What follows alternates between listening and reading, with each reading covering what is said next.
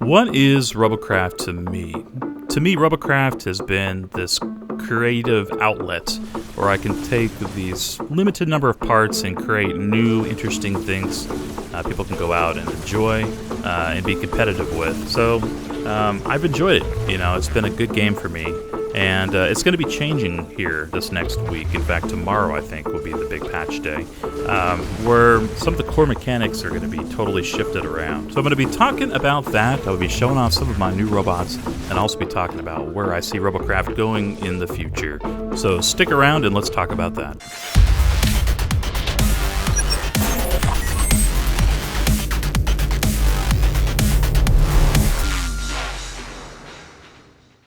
So that robot in the intro was called the Tasmanian droid. It's something that's actually a derivative of this other robot, which is the Robodoc droid. It just wanted to kind of make something for a higher level, whereas this one's only 920 CPU, and uses laser disintegrators, uses nanos, and then of course armor plating, and it's a rotational droid, sort of like the Shurikens.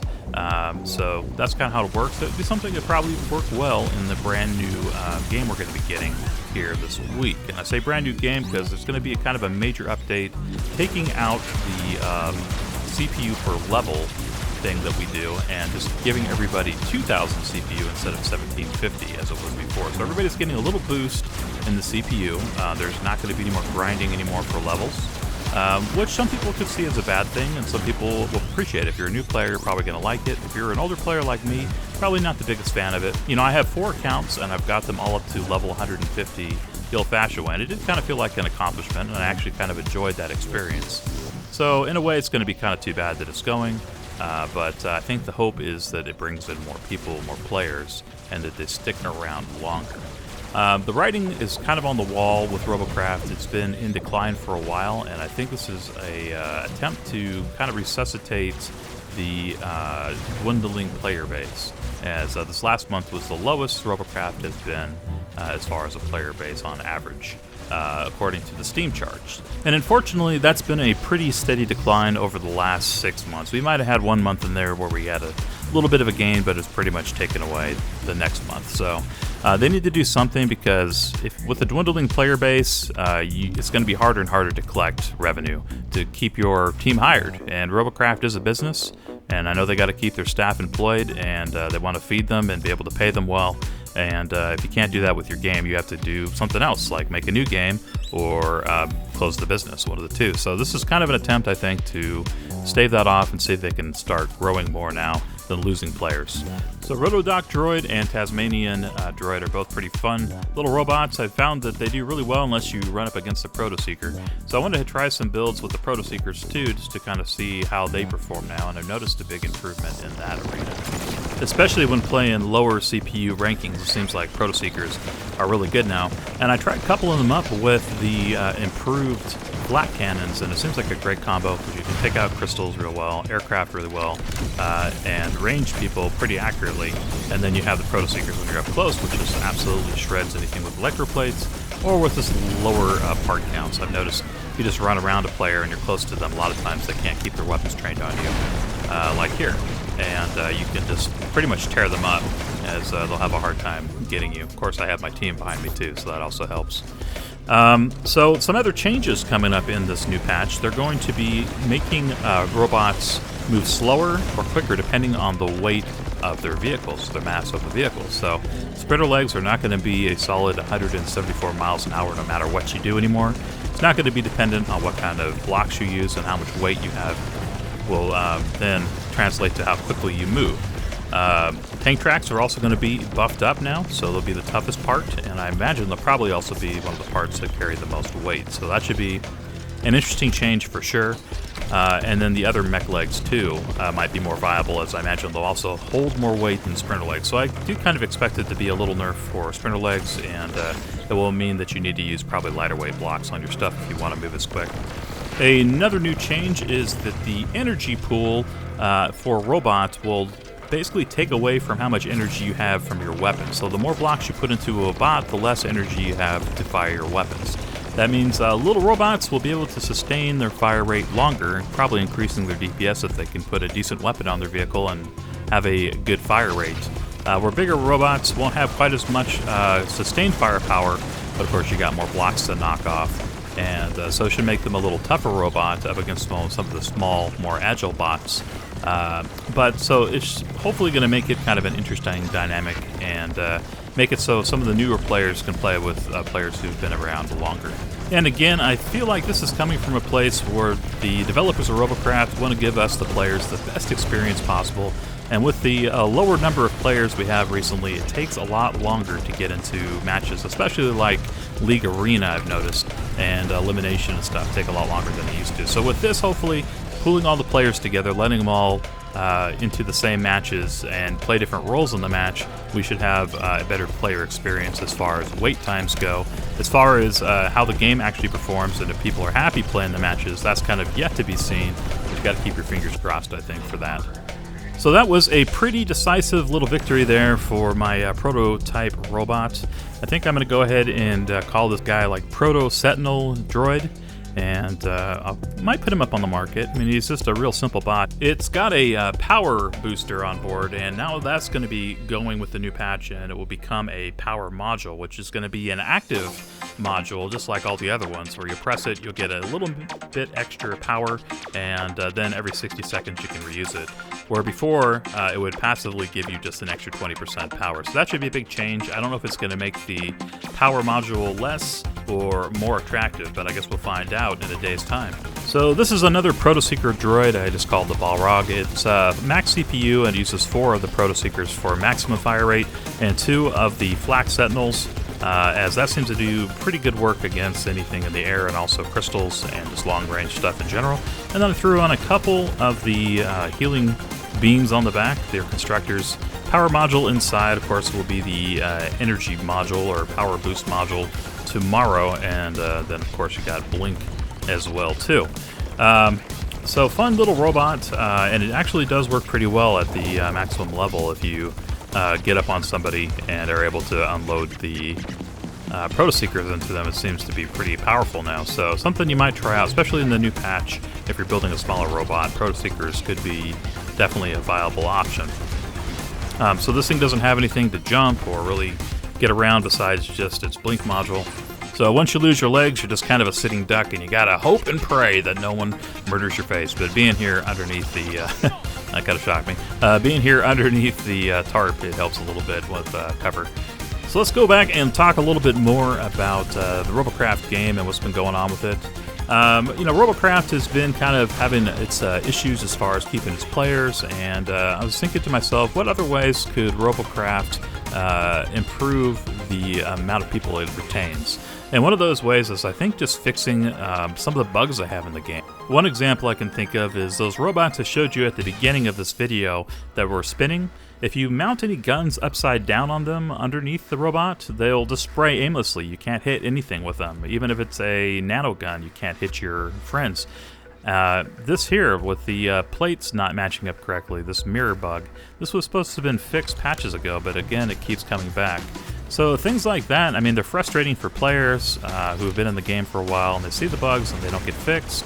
And it makes me wonder, I mean, why is that? Why are bugs, you know, continually in the game, patch after patch, and they never get repaired right, you know? So to me, if I was a business owner, I would probably bring a consultant in who is, I know is an expert at programming or has been successful at programming in other games, and just have them look at my team and see where the problem lies, you know? Is it a person who isn't coding correctly?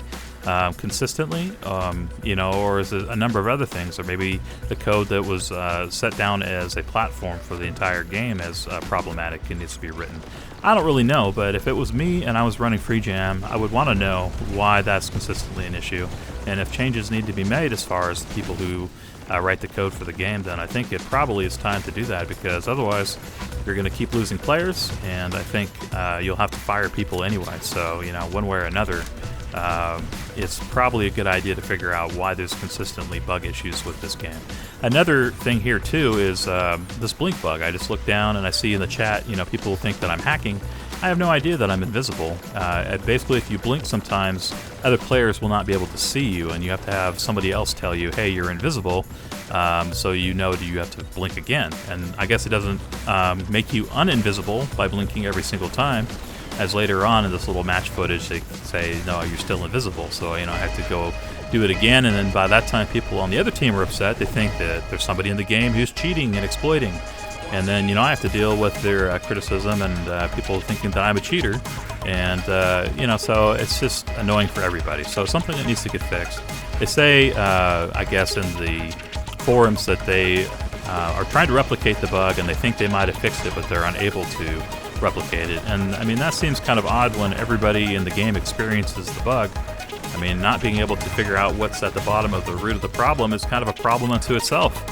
So if it was me and I was running FreeJam, I would look very carefully at who the people are who are writing the code, because every patch we have new bugs and they have to get fixed. And it makes me think, like, what is they doing, paying these guys only when there's problems or something? Because there's consistently problems, and I don't have this same level of bugs in any other game I really play, except for maybe Scrap Mechanic, which is pretty buggy. But that game, once the bug's fixed, it doesn't come back. And in this game, it seems like the bugs come back, or they don't get fixed at all. So anyway, going back and talking about this robot a little more, this is a fun little bot. It's a little more simple in its movement type, except for having that blink module on board. And it uses mostly all rare or blue level weaponry, except for the 2 nano constructors on top, which are only at half nominal rate, so it will not drain your power quite as quickly, but it doesn't do quite the same level of healing either.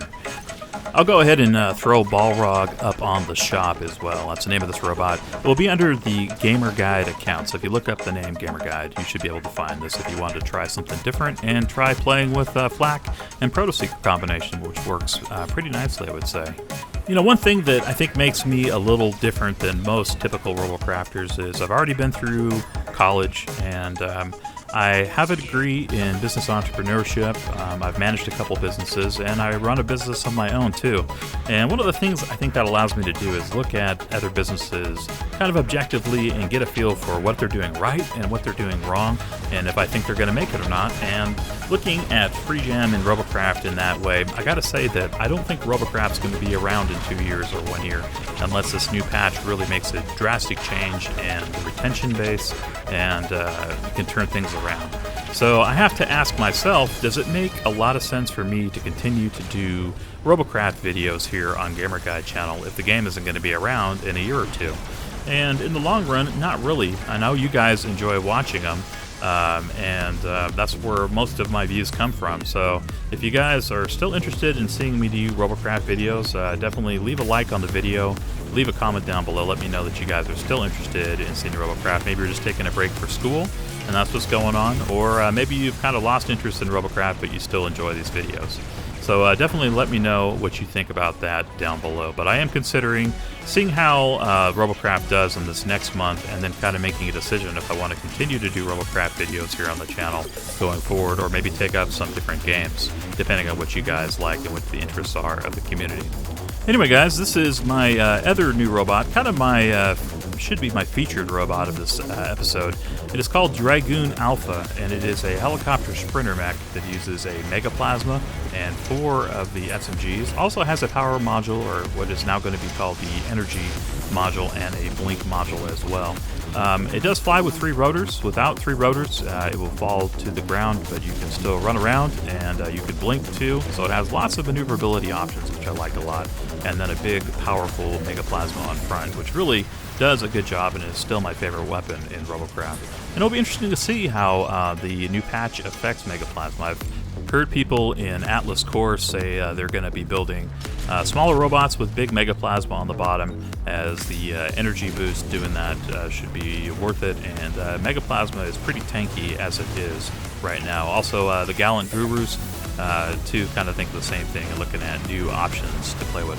By the way, if you guys are looking for a guild, Gallant Gurus 2, which is not TWO but TOO, so Gallant Gurus 2, I should put this in the description, I guess, is open to the public. And what I'm doing is I'm taking people interested in joining Gallant Gurus. They're looking at their activity and how much time they're playing and what their ranking is, and then if you look like an active person, I'll move you into Gallant Gurus, the main guild. So we are looking for some more people in my little Robocraft community guild. So if you want to do that, definitely check it out. If you're looking to be more looking at pure competitive play, Atlas Core, of course, is a clan you can join for that. Both good choices, so definitely check those out. I got a chance to play here with Warrior, who's part of the Horde clan too. Also a great player, probably as good as the guys in Atlas Core that I play with, I would say. And it was a lot of fun to play with. So hello to you, Warrior. I know you do check out some of the videos I make. So I had a lot of fun playing with you today and yesterday alike. Then hopefully we'll get some more games in the future. But Warrior also is playing my Dragoon Alpha here. And I kind of based the name off something that was in the U.S. Army. The Dragoon is a unit of helicopters, the cavalry, I guess, first cavalry. And so Alpha, also kind of going along with my other naming conventions for my mechs. It also means, you know, first, which is like the first cavalry division of the U.S. Army. So that's kind of where I came up with the name of. He liked it. He said he wanted to try it out, so we were both playing the Dragoon Alpha for this video. And honestly, he was doing better with this helicopter than I was doing. But it is something worth checking out. I will be putting this up on the Wraulin account on the shop, as it does great damage and is a kind of fun way to get around, and a little different experience playing a hybrid between helicopter and sprinter mech than some of the other robots I have out there. So what do you guys think about these changes coming into Robocraft? Are you looking forward to it? Not looking forward to it? Let me know down in the comments below. I'd kind of like to get some feedback from the community. Honestly, I felt a little bit frustrated about Robocraft lately, just because I saw this coming a little while ago, and I knew this is going to be another one of those giant changes that's going to completely restructure the game and make all the old videos I have kind of an archive of Robocraft history and lore, but not really something practical that people can look to make a robot or you know, build with anymore, because these are all going to be under 2000 CPU or whatever it is. I mean, some of this will still be semi-relevant, but now we have these other factors to consider too, like how much weight your robot has and how encumbered your robot is and all this kind of stuff, and how much energy you're leaving for your weapon fire rate, which is going to be totally different than what we've had in the past. But I am going to be trying it out. I'm going to keep an open mind and see what I think about Robocraft. Will I like it better? Will I like it worse? And what will be your guys' feedback on this? I guess let me down in the comments below. I will say this is another one of those matches I had where the blink module made me invisible to other players, but not to myself.